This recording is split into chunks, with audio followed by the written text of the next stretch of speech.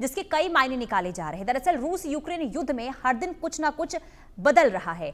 जब जब लगता है कि रूस यूक्रेन का युद्ध थमने वाला है, तब तब युद्ध और भी भीषण हो जाता है। और अब बीजिंग दौरे पर रूस के राष्ट्रपति पुतिन ने ऐसा बयान दिया है जिसने पूरी दुनिया का ध्यान अपनी ओर खींच लिया है। पुतिन ने साफ कहा है कि अगर हालात बने तो वो यूक्रेन युद्ध को बातचीत में खत्म करना चाहते हैं।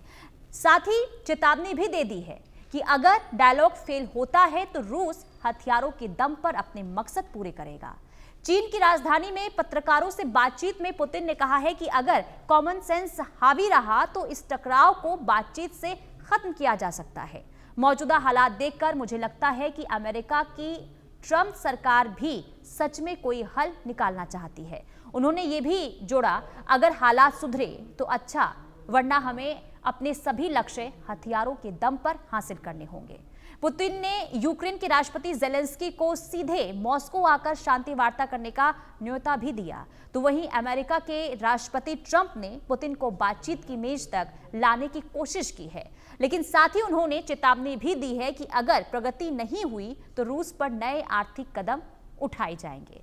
कुल मिलाकर जिस तरीके से रूस की तरफ से ये बयान सामने आया है, इसने कई सवाल खड़े कर दिए हैं। बड़ी खबर आपको बता दें, चीन में खड़े होकर पुतिन ने ये धमकी दी। युद्ध खत्म करने पर पुतिन ने ये बड़ा बयान दिया, युद्ध नहीं रुका तो हथियारों से रोकेंगे, बातचीत से युद्ध नहीं रुका तो हथियारों से रोकेंगे। रूस हथियारों के दम पर आगे बढ़ेगा, ये पुतिन की तरफ से कहा गया है। बीजिंग में पुतिन थे और पुतिन का ये बयान सामने आया कि बातचीत के जरिए हम युद्ध को खत्म करने की पूरी कोशिश करेंगे, लेकिन बातचीत के जरिए अगर कोई समाधान नहीं निकलता है, कोई हल नहीं निकलता है, तो हथियारों के दम पर हम अपने उद्देश्य को, हम अपने लक्ष्य को पूरा कर रहेंगे। तो पुतिन का आखिर क्या, इस बयान के आखिर क्या मायने हैं? क्या किसी तरीके से कोई प्रेशर पॉलिटिक्स पुतिन की तरफ से यूक्रेन के ऊपर किया जा रहा है? ये भी समझना काफी जरूरी हो जाता है, क्योंकि 3.5 साल से ज्यादा का वक्त हो चुका है। रूस और यूक्रेन के बीच युद्ध थमने का नाम नहीं ले रहा है और बार बार पुतिन की तरफ से ये संकेत दिए जाते हैं कि हम बातचीत के लिए तो तैयार हैं, लेकिन यूक्रेन किसी भी तरीके से मानने को तैयार नहीं है। लेकिन आखिर असली वजह क्या है? आखिर युद्ध खत्म क्यों नहीं हो रहा है? इसे लेकर कई सवाल। तो चीन में खड़े होकर पुतिन ने क्या धमकी दी, ये हम आपको एक बार फिर से ग्राफिक्स के जरिए बताते हैं। दरअसल युद्ध खत्म करने पर पुतिन ने बड़ा बयान दिया, युद्ध नहीं रुका तो हथियारों से रोकेंगे, बातचीत से युद्ध नहीं रुका तो हथियारों से रोकेंगे, ये पुतिन ने स्टेटमेंट दिया है। रूस हथियारों के दम पर आगे बढ़ेगा, यहां पर सैन्य ताकत दिखाने की कोशिश, बताने की कोशिश पुतिन की तरफ से हुई है। जेलेंस्की से मिलने के लिए हम तैयार हैं। पुतिन ने जेलेंस्की को रूस बुलाया है।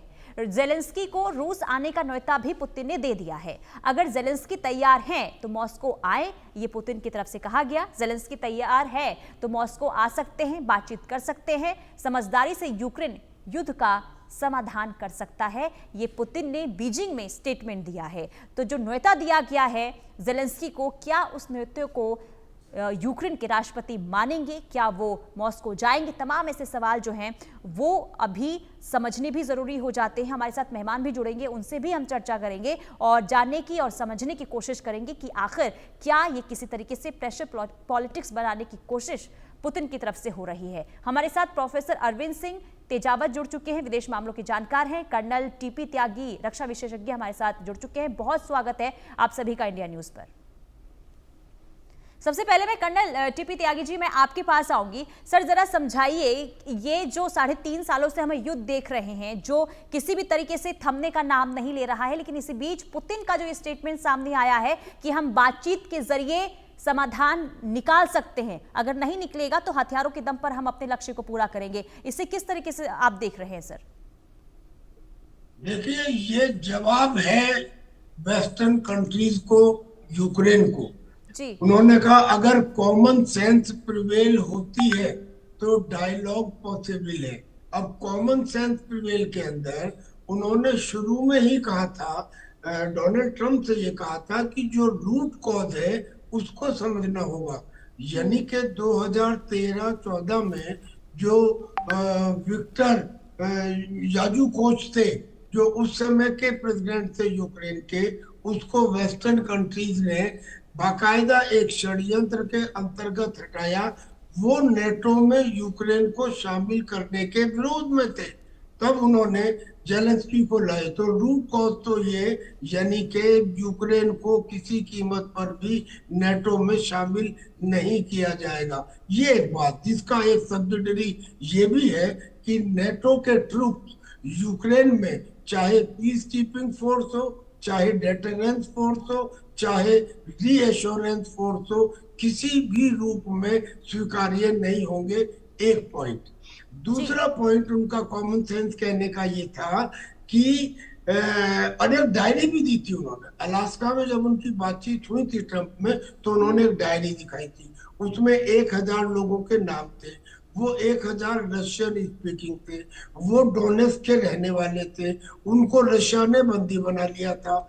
तो जब प्रेसिडेंट्स की अदला बदली हुई, तो उस समय रशिया ने उन 1000 सोल्जर्स को वापस देने की बात कही, जिसे जेलेंस्की ने मना कर दिया। यानी जेलेंस्की के लिए डोनेट्स्क ऐसे है जैसे पाकिस्तान के लिए बलूचिस्तान, यानी कि वहां के लोगों को दोयम दर्जे का नागरिक समझा जाए, और वहां पे जो लिथियम और दूसरे रेयर अर्थ मिनरल्स हैं उनका जम कर इस्तेमाल किया जाए। तो इसलिए दूसरा पॉइंट ये था कि भाई जो रशियन स्पीकिंग है, उस रशियन लैंग्वेज को वहां पे मान्यता दी जाए, उनके साथ कोई भेदभाव ना किया जाए। ये 2 पॉइंट थे कॉमन सेंस के। और फिर उन्होंने ये बताया कि अगर कॉमन सेंस प्रिवेल नहीं होती है, और जिसमें उन्होंने ये भी कह दिया कि चलिए मैं वार्ता के लिए तैयार हूँ, चैलेंज किया जाए मॉस्को में। हालांकि यूक्रेन के फॉरेन मिनिस्टर ने तुरंत ही मना कर दिया कि ये हमको स्वीकार्य नहीं है मॉस्को में भेजना। पर उन्होंने ये कहा कि अगर ये स्वीकार नहीं है, तो फिर हम अपने लक्ष्यों को बाय फोर्स ऑफ आर्म्स हासिल करेंगे। अब उन लक्ष्यों में 2 बातें तो मैंने आपको बताई। इसके अलावा सब्सिडरी लक्ष्य तो कई भी हैं, मगर मेन ये है कि एक तो क्रीमिया को मान्यता दी जाए, दूसरा जो ज़पोरिज़िया, खेरसोन और डोनेट्स्क और लुहांस्क, ये 4 क्षेत्र हैं। इस 4 क्षेत्र में करीब करीब वो 90% या 90 से भी ज्यादा अपने अंदर ला चुके हैं। कुछ बचा हुआ है, तो इनका कहना है कि जो बचा हुआ है वहां से यूक्रेन अपनी सेनाओं को हटा ले और वो टोटली हमारे कब्जे में रहे। तो ये उनकी लक्ष्य है। नाटो वगैरह का तो मैं पहले बता चुका हूँ। कुल मिला के अगर ऐसा नहीं होता है, अगर जो अभी डोनाल्ड ट्रंप कह रहे हैं कि साहब मैं और सैंक्शंस लगाऊंगा, सैंक्शंस तो रशिया के ऊपर 1991 से लगे चले आ रहे हैं। सैंक्शंस के तो आदी हो गए हैं, उन्होंने रास्ते निकाल लिए हैं। अगर उनके टैंकर के ऊपर सैंक्शन लगते हैं तो वो दूसरे शैडो टैंकर्स का इस्तेमाल करने लगते हैं। लिहाजा सैंक्शन के लगाने से अगर रशिया के ऊपर कंट्रोल हो गया होता तो अब तक हो जाना था, लेकिन हुआ नहीं। पर फिर भी डोनाल्ड ट्रंप कह रहे हैं कि अगर नहीं माने, जो मैंने 2 हफ्ते का समय दिया था वो खत्म हो रहा है, लिहाजा अब हम उनके खिलाफ और एक्शन लेंगे, सैंक्शन लगाएंगे। मैं नहीं समझता कि sanction is any answer to this युद्ध। इसका आंसर सीधे सीधे ये है कि, और बल्कि हार्श लैंग्वेज में, जेलेंस्की का सरेंडर या जेलेंस्की का मर्डर। जी मैं आपसे भी समझना चाहूंगी प्रोफेसर अरविंद सिंह जी, जो ये पुतिन ने जो बयान दिया है बीजिंग में, किस तरीके से आप इसे देख रहे हैं कि क्या ये किसी भी तरीके से, यानी कि जो एक तरफ न्योता दिया जाता है जेलेंस्की को मॉस्को आने का, क्या समझा जाए कि ये कोई ताकत दिखाने की कोशिश हो रही है रूस की तरफ से, या फिर वाकई में किसी पीस डील की ओर पुतिन बढ़ रहे हैं? किस तरीके से आप इसे देख रहे हैं? पुनीता जी, कभी कभी महाशक्तियां भी हारती है। जैसे वियतनाम युद्ध में अमेरिका हारा, अफगानिस्तान युद्ध में भी अमेरिका हारा, तो महाशक्तियां भी हारती है। ये एक हारे हुए तानाशाह का बयान है, और कोई फर्क नहीं पड़ता है कि वह चीन में खड़े होकर इस बयान को दे, या चीन में बैठ कर दे, या रशिया से ये बयान दे, या कहीं और भूमि का वो चयन करे। जो पुतिन साहब को जो करना था, जो कम से कम 60,000 लोगों को काल का ग्रास बना लिया, छोटे छोटे बच्चे, मासूम औरतें, बेवजह जिनका युद्ध से कोई लेना देना नहीं था, वे आज काल कल्पित हो चुके हैं। और आरोप क्या था कि आप नेटो का सदस्य बनने की कोशिश कर रहे हैं, इसलिए हम आप पे आक्रमण करेंगे, जबकि हमें अच्छे से मालूम है कि ये वजह नहीं थी। इसके पीछे वजह कॉर्पोरेट हिट्स थे, ताकि वह ठेठ समुद्र तक अपना पहुंच बना सके और अपने व्यापार को बढ़ा सके, और वहां के खासकर जो रशियन पूंजीपति है उनको ये फायदा दे सके। यह हमें अच्छे से मालूम है। अब पुतिन साहब कह रहे हैं कि हम शांति चाहते हैं, युद्ध को खत्म कर लीजिए। तो यूक्रेन युद्ध क्यों खत्म करेगा? उसके तो पर्पस एक भी सॉल्व नहीं हुआ है, क्योंकि न तो वो सिक्योरिटी का वो एश्योरेंस मिला है जो नेटो का सदस्य होने पे उसे मिल सकता था, और ना ही किसी बड़े वर्ल्ड पावर की ओर से ये एश्योरेंस मिला है यूक्रेन को कि देखिए, अगर अब रशिया आप पे हमला करेगा तो हम आपके लिए आपके साथ है। तो ऐसा अभी तक तो कोई एश्योरेंस नहीं मिला है। दूसरा ये है कि यूक्रेन पहले से ही अपनी जमीन खो चुका है। क्या फर्क पड़ता है कि अगर रशिया पूरे के पूरे यूक्रेन को अपने अधीन कर लें, जैसा कि मेरे प्रीवियस स्पीकर ने बताया कि उनकी हत्या कर दी जाए या वो वैसा कर दिया जाए, तब भी क्या होगा? वही होगा जो सोवियत संघ के टुकड़े हुए थे। वापस जो यूक्रेन है अपनी आजादी के लिए लड़ेगा, जो उसने 90 के दशक में लड़ाई की थी। तो अब वो गुलामी वाला नहीं है, और खासकर यूक्रेन की जनता को बहुत लंबे समय तक रशियन आधिपत्य के अधीन रखना काफी मुश्किल है। यह बात पुतिन साहब भी जानते हैं। तो पुतिन साहब के लिए तो ये टाइम है ही सही कि वह कह दे कि अब शांति, क्योंकि उन्हें जो करना था वो कर चुके हैं। जितना नुकसान पहुंचाना था, जितने लोगों को मरवाना था, वो मरवा चुके हैं।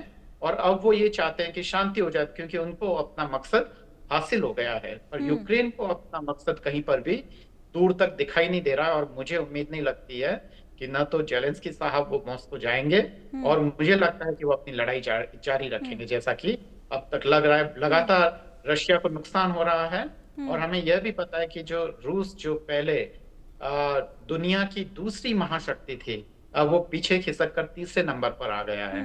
तो पुतिन साहब भी इस चीज को जान रहे हैं कि यह लड़ाई जो थी यूक्रेन के लिए तो भयानक थी ही, रूस के लिए भी कोई बहुत अच्छा नहीं है। और रूसी जनता पुतिन साहब के खिलाफ खड़ी है, वहां पे प्रदर्शन हो रहे हैं। तो इन्हीं सब चीजों को खत्म करने के लिए पुतिन साहब ने यह पैंतरा लिया है, और उसके लिए उन्होंने चीन की भूमिका इस्तेमाल करना ठीक समझा।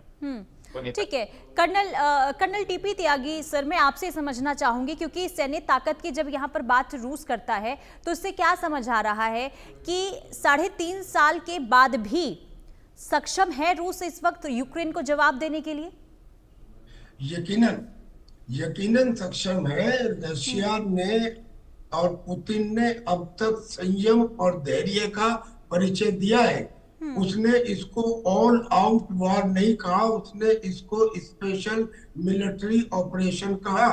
उसने अपने लीथल हथियारों का आज तक इस्तेमाल नहीं किया है। शर्मट मिसाइल या उसकी यार्स मिसाइल या एवेंगेड्रो मिसाइल या उसके बेलगोरोड सबमरीन या उसके जो टॉर्पेडो है, न्यूक्लियर टॉर्पेडो पोजाइडन, उसने अभी तक अपनी ऑर्शेनिक मिसाइल का भी एक मामूली टेस्ट किया था, ऑर्शेनिक मिसाइल का भी टेस्ट नहीं किया है। तो उसने संयम बरता है, इसलिए क्योंकि यूक्रेन के अंदर ज्यादातर लोग रशिया भाषा बोलने वाले हैं। अगर उसका इंटरेस्ट केवल यूक्रेन के पोर्ट्स में रहा होता तो उसको ने ये युद्ध नहीं छेड़ा होता, क्योंकि जहां तक पोर्ट का सवाल है, क्या उसके पास कैलिनिनग्राड नहीं है? वो ऑल वेदर पोर्ट है, यानी कि वार्म वाटर पोर्ट है। क्या उसके पास क्रीमिया नहीं है? उसके पास सेवास्तोपोल है। तो अगर पोर्ट लेना ही उसका मकसद रहा होता, जैसा कि बताया जा रहा है, तो फिर पहला अटैक ओडेशा के ऊपर होना चाहिए था। लेकिन ओडेशा के ऊपर तो अब 3.5 साल के बाद होना शुरू हुआ है। तो मैं नहीं समझता, दरअसल में ये है कि जो रशिया की पूरी वेस्टर्न बाउंड्री है, अगर आप ऊपर से देखें तो पहले तो नॉर्डिक देश हैं, यानी कि फिनलैंड है, स्वीडन है, नॉर्वे है, और जब नीचे आए तो बाल्टिक देश है, यानी कि लेटविया है, एस्टोनिया है, लिथुनिया है, फिर उसके नीचे आए तो पोलैंड है। यानी कि ये सारे देश जो हैं, और प्लस उसमें आखिर बच गया था यूक्रेन, तो ये सब नाटो में शामिल हो चुके हैं। यूक्रेन भी अगर नाटो में शामिल हो जाता है तो रशिया की पूरी western boundary will be under the influence of NATO, यानी कि वहां पे अमेरिका की मिसाइल्स आके तैनात हो सकती हैं। तो ये सीधे सीधे रशिया के लिए एक सिक्योरिटी रिस्क है, उसके अस्तित्व के ऊपर खतरा है, लिहाजा उसने यूक्रेन पे अटैक किया। अब कुछ लोग ये सोचते हुए अमेरिका या रशिया का साइड ले लेते हैं, व्हाटएवर में बी द रीजन, लेकिन अगर आप निष्पक्ष होकर देखें तो मैं समझता हूं कि रशिया के लिए ये एक्शन लेना बहुत पहले हो जाना चाहिए था, इसलिए क्योंकि अमेरिका ने 91 में जब सोवियत यूनियन का फ्रेगमेंटेशन हुआ था, तब ये लिखकर कहा था, बोलकर कहा था, 1 इंच भी ईस्टवर्ड नेटो का एक्सपेंशन नहीं करेंगे। यानी कि उस समय नाटो में 15-16 देश थे और अब उन्होंने उनको 32 कर लिया। और तो और युद्ध के दौरान ही उन्होंने फिनलैंड और स्वीडन को भी जोड़ लिया, जो न्यूट्रल कंट्रीज हुआ करते थे। और ऐसे में अब वो और देशों की भी, जैसे मोल्डोवा है, ऐसे देशों को भी अपने में जोड़ने की कोशिश कर रहे हैं। तो क्या 32 देश मिलकर पिछले करीब 4 साल से रशिया के साथ लड़ रहे हैं? इसमें हार उन 32 देशों की है जो 4 साल में अब तक रशिया को नहीं जीत पाए, और अगर नहीं जीत पाए तो नहीं जीत पाएंगे। और वैसे भी याद रहे कि जो तानाशाह होते हैं वो कभी हारते नहीं है, और रशिया कभी हारा नहीं है। आपके सामने नेपोलियन की एग्जाम्पल है, आपके सामने हिटलर की एग्जाम्पल है। रशिया में जितनी रेजिलियंस है, उनका कटोरा बहुत छोटा है, वेस्टर्न कंट्रीज के मुकाबले उनकी रिक्वायरमेंट बहुत कम है। टीपी त्यागी सर, बहुत शुक्रिया आपका तमाम जानकारी देने के लिए, जुड़ने के लिए। अरविंद सर